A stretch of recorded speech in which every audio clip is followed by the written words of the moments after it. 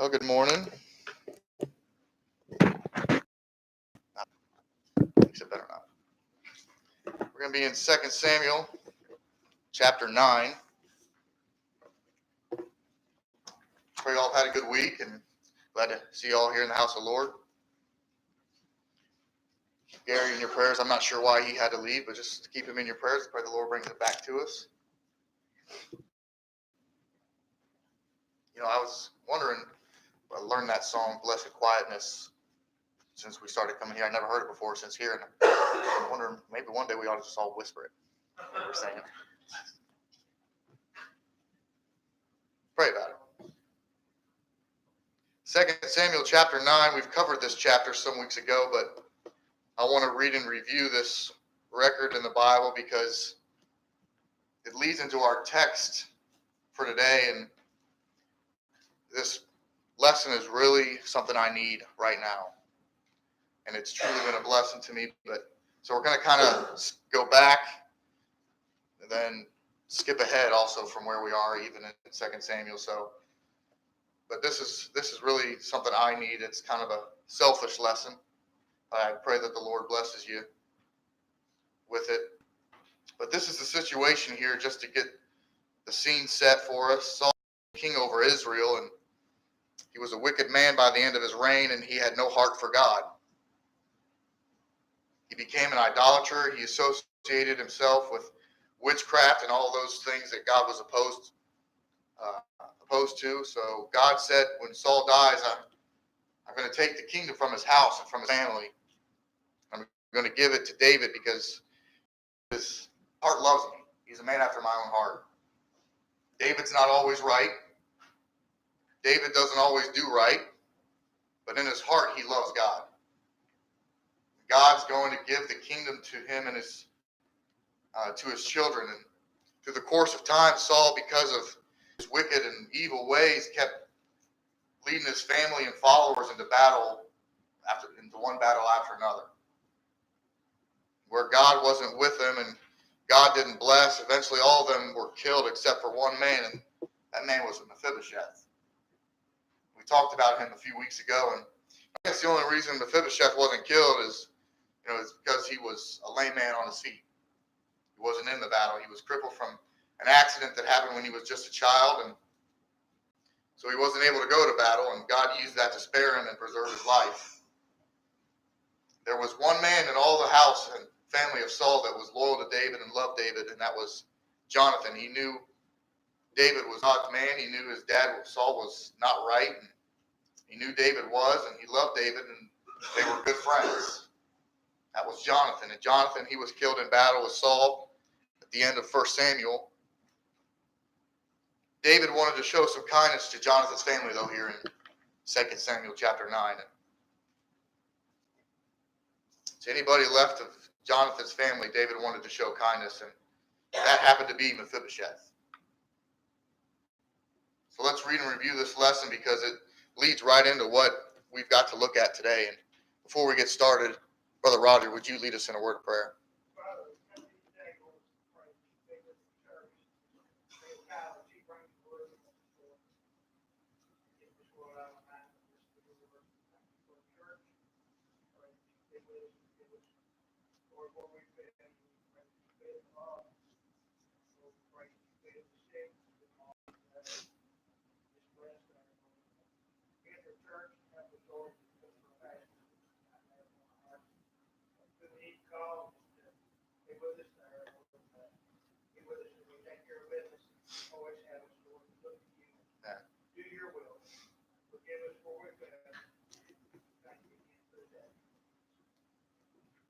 Amen. In verse 1 of chapter 9, 2 Samuel, David said, "Is there yet any that is left of the house of Saul, that I may show him kindness for Jonathan's sake?" And there was of the house of Saul a servant whose name was Ziba. He'll be important to us today, Ziba. And when they had called him unto David, the king said unto him, "Art thou Ziba?" And he said, "Thy servant is he." And the king said, "Is there not yet any of the house of Saul, that I may show the kindness of God unto him?" Ziba said unto the king, "Jonathan, hath yet a son, which is lame on his feet. The king said unto him, Where is he? And Ziba said unto the king, Behold, he is in the house of Machir, the son of Amiel, in Lodibar.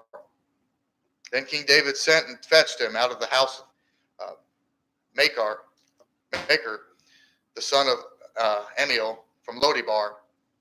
Now when Mephibosheth, the son of Jonathan, son of Saul, was come unto David, he fell on his face and did reverence. And David said, Mephibosheth, and he answered, Behold, thy servant. David said unto him, Fear not, for I will surely show thee kindness for Jonathan thy father's sake, and will restore to thee all the land of Saul thy father, and thou shalt eat bread at my table continually. He bowed himself and said, What is thy servant, that thou shouldest look upon such a dead dog as I am? We noted a while back that the marvelous grace that David showed Mephibosheth here. The marvelous grace that David bestows upon this man. And Mephibosheth didn't earn this place. He didn't earn a place at David's table. He hadn't fought for it. He didn't purchase it. David simply, because of the love and kindness of his heart, bestows this great blessing upon Mephibosheth of allowing him to become part of his family, basically. In the king's inner circle, sitting and dining with the king, just a great act of kindness here. We keep reading in verse number 9. Then the king called to Ziba, Saul's servant, and said unto him, to all his house, Thou therefore and thy sons and thy servants shall till the land for him, and thou shalt bring in the fruits, that thy master may have food to eat. But Mephibosheth, thy master's son, shall eat bread alway at my table. Now Ziba had 15 sons and 20 servants. Then said Ziba unto the king, According to all that my lord the king hath commanded his servant, so shall thy servant do. As for Mephibosheth, said the king, he shall eat at my table as one of the king's sons. And Mephibosheth had a young son, whose name was Micah, and all that dwelt in the house of Ziba were servants unto Mephibosheth. So Mephibosheth dwelt in Jerusalem, for he did eat continually at the king's table, and was lame on both his feet. So Ziba and these 15 other men, their life's work is to provide for Mephibosheth as he sits as a son to King David at his table. Now we can all understand, I believe, the love and loyalty that would have been created in the heart of Mephibosheth here. I bet he was so thankful, as we heard this morning. We can all understand that he sure would appreciate that and appreciate David and all that he's done for him. But now time goes on, and as it always does, time tends to, roll along. And time will tell on you. If I'm a bad man pretending to be a good man, time will tell on me. If you're a good man and people believe you to be a bad man, time will tell on you. Time always tells. You can fool people for just so long, and then one day time will show up and it's going to reveal the truth. It's going to reveal what's really going on. Absalom, as we've been talking about in the last weeks, he's led this revolt and rebellion against David and the king and his kingdom. He takes over the kingdom and the throne, and everybody that's loyal to David's fleeing for their life and getting out of the city, as we've talked about.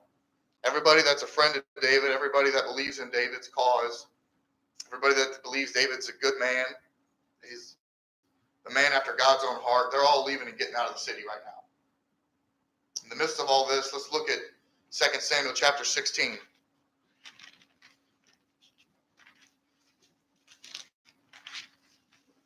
So we covered this.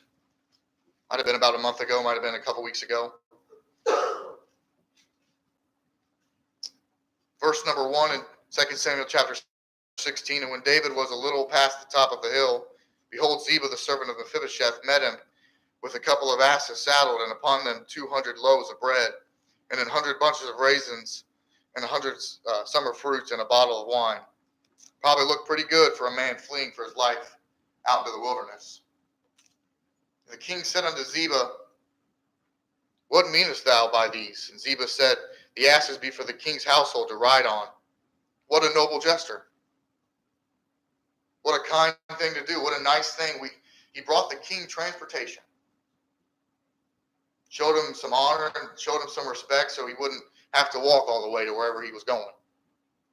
And the bread and summer fruit for the young men to eat, and the wine that such as be faint in the wilderness may drink.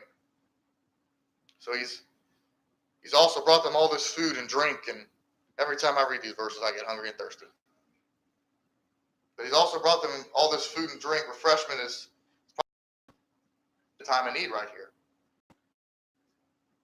Said, and where is thy master's son? And that'd be Mephibosheth. That's who he's asking about. He said, where's Mephibosheth? And Ziba said unto the king, Behold, he abideth at Jerusalem. Today shall the house of Israel restore me the kingdom of my father. Now, if I'm David, he's at a low spot right now, David. Who does Mephibosheth think he is? Here's this crippled fella, can't provide for himself, can't go to work. All his kinfolk are dead, and shows this man great kindness, as we read in chapter 9. Shows this man all this mercy, brings him in, adopts him as a son. He sit at the table and eat, and gives him servants to bring him everything he needs. Now look at what he does to David. He seizes upon this opportunity of this rebellion of Absalom. Not to side with David, the man that loved him. Not to side with David, the man who was good. Turn on him the first chance he got. Take advantage of him. We sit here and say, well, what a terrible, terrible thing to do. Who wouldn't feel that way in an hour like this? Makes you just want to go rough up the guy a little bit, crippled or not. Then said the king to Ziba, Behold, thine are all that pertain unto Mephibosheth. Okay, fine. All that he was going to get, I'm going to give to you. Kind of understandable at this time. Ziba said, I humbly beseech thee that I may find grace in thy sight, my lord, O king. Now, sometime later, this rebellion of Absalom was put down. And we're going to go past that today. The way is cleared for David to return to Jerusalem. He's going to come back to the city. He's going to get the throne back. The people that were loyal to him are riding back into town, and I pray that we look into that next week or the week after. We're going to skip over, though, to 2 Samuel chapter 19. If you don't like preaching, this is the day for you. This is reading day. A lot of reading. 2 Samuel chapter 19 and verse 24. And Mephibosheth, the son of Saul, came down to meet the king. He can't walk. He's crippled. He can't run. Here's this crippled fella either stumbling or staggering on a couple of crutches or supports maybe. He may be crawling, as far as we know. Just to meet David as he returns. And it says here, and had neither dressed his feet, hadn't washed, nor washed his clothes, dressed his feet, nor trimmed his beard, nor washed his clothes, from the day the king departed until the day he came again in peace. Mephibosheth here, his mindset is, if David's in the wilderness dirty, I'm going to be dirty. If David's out there and can't bathe, I'm going to stay here and not bathe. Some of you might find that to be a blessing. David and his men can't tend to themselves properly out in the wilderness if they don't have decent food, if they don't have decent provisions. I'm going to live just like they are out there living. I'm going to live just like they are here in the kingdom, just the way they're living out there in the wilderness. Well, that doesn't sound anything like the report Ziba had. Doesn't sound anything like the report of Ziba. That doesn't sound like a man that hates David. Verse 25. And it came to pass when he was come to Jerusalem to meet the king, that the king said unto him, Wherefore wentest thou with me, Mephibosheth? And he answered, My lord, O king, my servant deceived me. For thy servant said, I will saddle me an ass, that I may ride thereon, and go to the king, because thy servant is lame. Mephibosheth couldn't go unless that servant took him. It's nothing packed, everything. Filled the donkey up with gasoline, checked oil, tire pressure, headed out of town. He left Mephibosheth behind and went and told David he wouldn't come. He went and told David he had turned against him. That Mephibosheth had turned against David. Thinking about that, there will be times in your life that people lie about you and you can't do anything about it. Mephibosheth could not plead his case. He could not go defend himself. He could not go argue against Ziba. He could not go prove it wasn't true. He was just stranded, wondering how it was all going to turn out. You'll be there one day if you've not been there already. Church member, employee, co-worker, businessman, student, family member. You'll be there one day. Somebody's going to tell a lie about you and you won't be there, and you can't get it, and you can't even get there to defend yourself. It's going to happen. That's life in a world full of sin. That's just the way it goes. The sooner I just accept the fact that I'm lame and crippled, they're out there lying about me, turning people against me and saying things about me that aren't true. I can't prove that they're not true. I can't run everything down. I'd be just running all the time. I'd have no time to do anything else if I was trying to run down everything somebody said about me. All I can do is hope that when the king returns, he'll still love me and he'll still be gracious towards me. That I'll still be able to sit at his table as his son. That's the only hope I've got. Verse 27, and he has slandered thy servant unto my lord the king. People were as good a Christians as they claimed to be. They'd walk right up to you and say, can we talk about something? I've got a problem here. I've got something I need to talk to you about. The fact that we run around slandering behind somebody's back ought to prove to anybody listening to them they ain't worth 50 cents.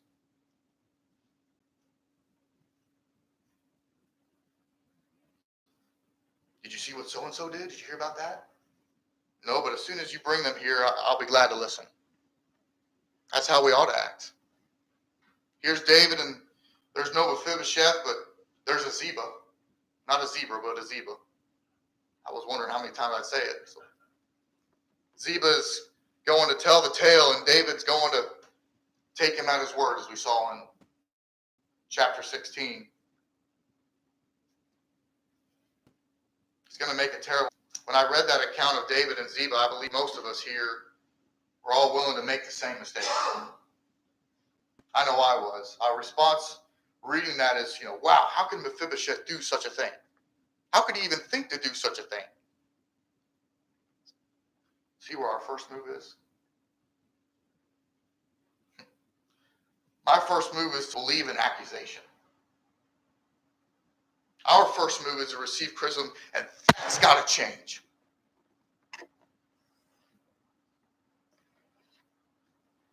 All we got to do is get a phone call or an email or sit down with our gossip buddy. Make us say anything bad of somebody and we just believe, soak it all in. Why am I leaning that way? David was, and he made a mistake here. Mephibosheth is back there. His beard's growing. His clothes are getting dirty. He's getting stinkier by the day. People say, Mephibosheth, why don't you start bathing? Why don't you wash up? He says, I can't wash up. For all I know, David thinks I hate him. If David ever comes back, I want him to know I gave up everything for him. I want him to see that. I want to prove to him that they were lying about me. I loved him and I cared for him. Sometimes that's all we can do. That's all I can do. That's all you can do. Verse 27. And he has slandered this thy servant unto my lord the king. But my lord the king is an angel of God. Do therefore what is good in thine eyes. He said, if you want to believe him, fine. Just take my head off. But if you choose to believe me, look, I'm crippled. I couldn't get out there, David. Ziba took my last hope, my last opportunity of getting out of town. David, I would have been out there with you if I just had the chance. If I just could have got out there. I just couldn't get out there, David. David, I hope you choose to believe that, but it's up to you on whatever you want to do with it. Whatever you want to do with me, excuse me. That was Mephibosheth's attitude towards it. Verse 28. For all my father's house were but dead men before my lord the king. This is Mephibosheth still talking here. Yet didst thou set thy servant among them that did eat at thine own table. What right therefore have I yet to cry any more unto the king? He said, I never had a right to speak to you, David. I don't have a right to speak to you now. I'm nothing. As he said in chapter 9, I'm a dead dog. The only reason I had a decent meal and the only reason I set foot in the palace to begin with was because you were just so good to me.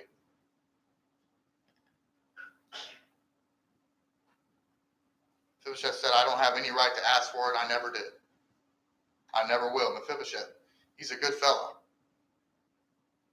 Verse 29, the king said unto him, why speakest thou any more of thy matters? I have said, thou and Ziba divide the land. Mephibosheth said unto the king, Yea, let him take all, for as much as my lord the king has come again in peace unto his own house. I want to compare Ziba with Mephibosheth now.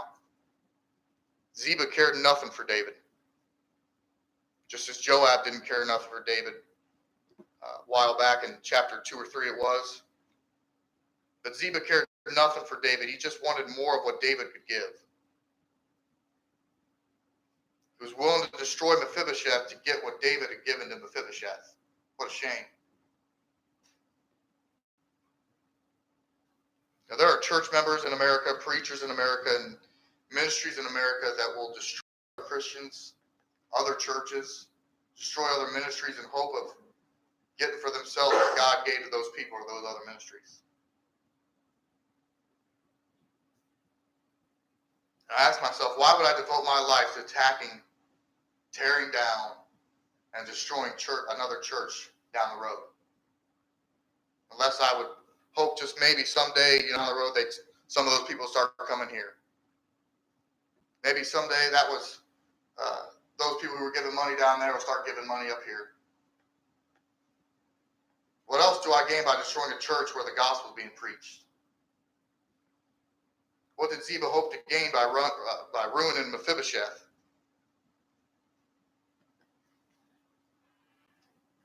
He hoped to gain what David was going to give to Mephibosheth.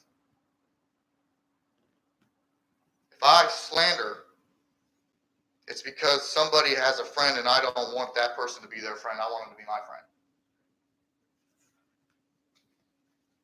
God's blessing that family and yours is falling apart and you want God to take his blessing off that family, so you try to ruin that family. That's Ziba here. I don't want to be like Ziba. I don't want to be friends with Ziba. I don't want to hang out with Ziba. I don't want to read Ziba's newspaper, his magazine. I don't want anything to do with a man that will lie about and destroy his brethren just to get something from the king. I don't want to even be that way. And I believe the Lord knows We ought not waste any time attacking people washed in the same blood, with the same Bible, trusting the same Savior, going to the same heaven. There's no reason to. The only reason to do that would be just to be part of that crowd, for that crowd to be part of our crowd. That'd be the only reason to. Let me tell you something. We don't have a crowd. Jesus has a crowd.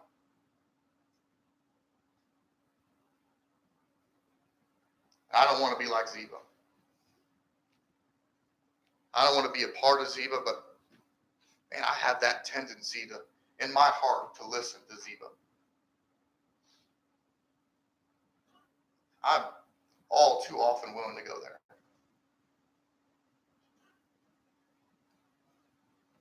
Did you hear what they did? Well, no, wow, you saw them do that? Well, no, I didn't see them do that. I heard from that person who heard from that person who saw that person hear from the other person. And I'm pretty sure it's the truth.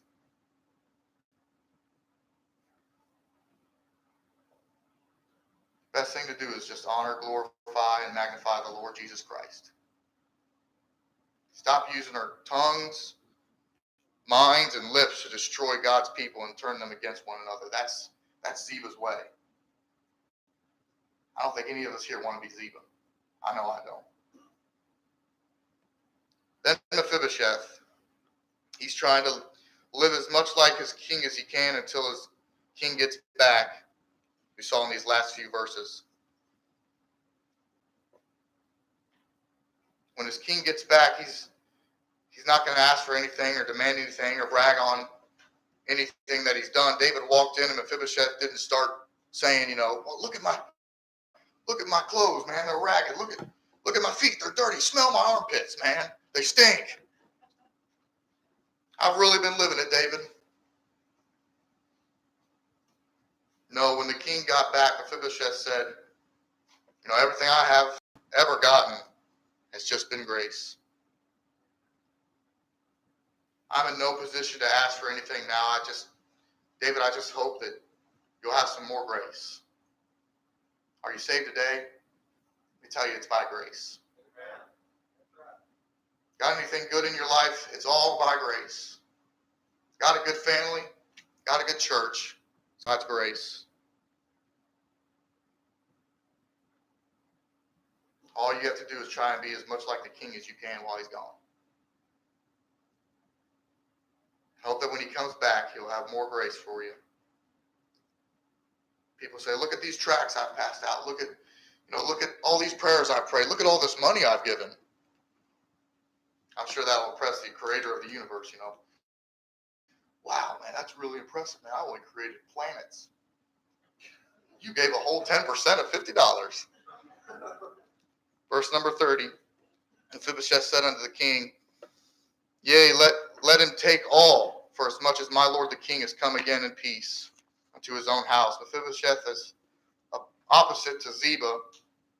He wanted the stuff Ziba wanted the stuff that the king could give. Mephibosheth was opposite of that. He cared nothing for the things the king could give him. He just cared for the king. What if I knock on doors for my whole life and no one gets saved? Is the king not still my father? Am I not still his son? What if you give till it hurts and just keep on giving and keep on giving and keep on giving, and God just he just never rewards you with a double blessing or 100-fold increase? So what? Isn't it great to know that the king is your father, that you're his child? So all my prayers didn't get answered, and everything I tried to do for the Lord didn't work out the way I had hoped it would. And you try your whole life to serve him, and the guy who was crooked, his church grew and yours didn't. Don't you think that the king when he gets back, it'll just be enough to be his child? Won't it be good enough to know that he is your father and you are his son? You can sit at his table forever and ever and ever. See, if I get caught up with the things that the king has to give, man, my heart just gets a little bit proud, just a little bit bitter. Heart gets covetous, and I'll start despising people that God's blessed more than I think he's blessed me. That covetous, man, it'll hurt me. It'll hurt you. I need to devote myself to be like my king as Mephibosheth was to his king.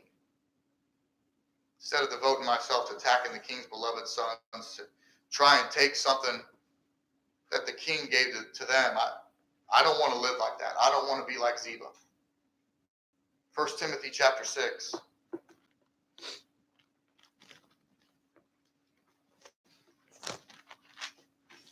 First Timothy chapter 6. You know, there are a lot of people who are enjoying serving the Lord, and they have joy and about it, and there'll be others who try to take that joy from you.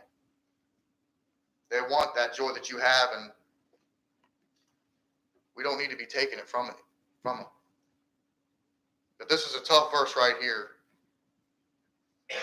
1 Timothy chapter, nothing but doting about, questioning, and strifes of words. Wherefore cometh envy, strife, railings, evil surmisings. Evil surmisings is thinking the worst thing without any proof. Believing the worst without any investigation. Swallowing every bad report that comes along as though it were the truth. Evil surmising. You know, where's Doug? Oh, he's not here today.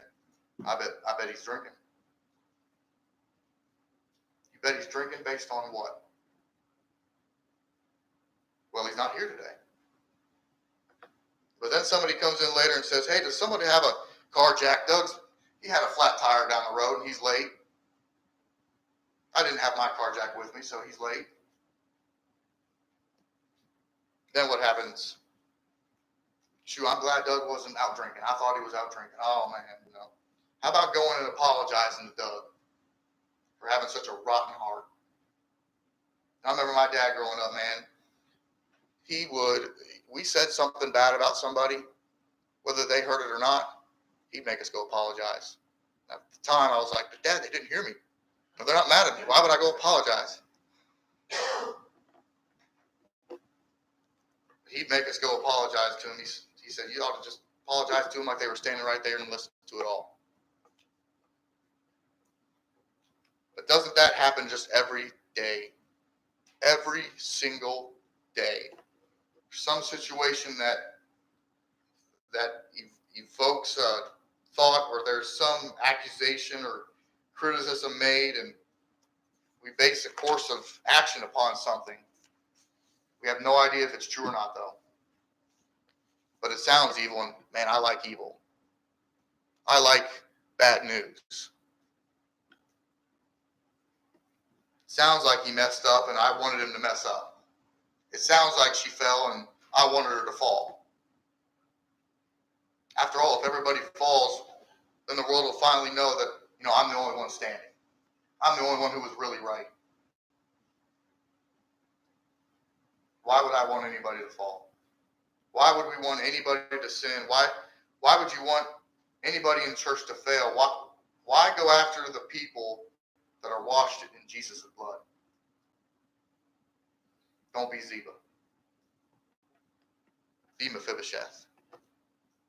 David, don't believe everything you hear. Don't swallow every bad report. It might be the reporter that has the bad heart, not the one being reported on. Is that not right? Did you see it? Did you hear it? Were you there? If you didn't see it and didn't hear it, and somebody else wants to report it, let's take them to the scene. Take them to the person and say, tell me here, show me here, or leave it alone. The right course for David would have been, you know, I'll talk to Mephibosheth when I get back. We'll square it up with him when we get back. But he was willing to believe a bad report, and it only added to his sorrow. It only added to his despair. Even Mephibosheth has turned against me. I mean, I can't believe it after all I've done for him. He would turn against me, but it wasn't so. But it affected David's heart. It wasn't so, David, but it brought him down. You know, we sang a song as a kid, and I'm sure most of you all have heard the song or sung the same song, and we ought to put it in our hymnal. We don't have to whisper that one. But, you know, oh, be careful, little eyes, or excuse me, oh, be careful, little ears, what you hear. And who knew singing that song how much weight that holds? Oh, be careful, little ears, what you hear. Don't believe what you hear. It's critical of a brother and a sister in Christ. Let's just leave it alone. It just might be Ziba. Just remember, if they're talking about him in his absence to you, they're talking about you in your absence to him. Better stay away from old Ziba. Man, he can tear apart a church. Look what he's done here to Mephibosheth and David. Tore apart a relationship. I don't want to be like Ziba. And I don't want to start listening to somebody like Ziba either. I have that tendency to want to just take everybody at their word. You know, I'm not a perfect person, but sometimes I think people think like me. They don't. They don't think like me. They're just going to start spreading stuff just to spread it. We got to be careful of that. I don't want to be like Ziba. Brother Derek or Brother Tyler, if you'll come and lead us in a hymn of invitation.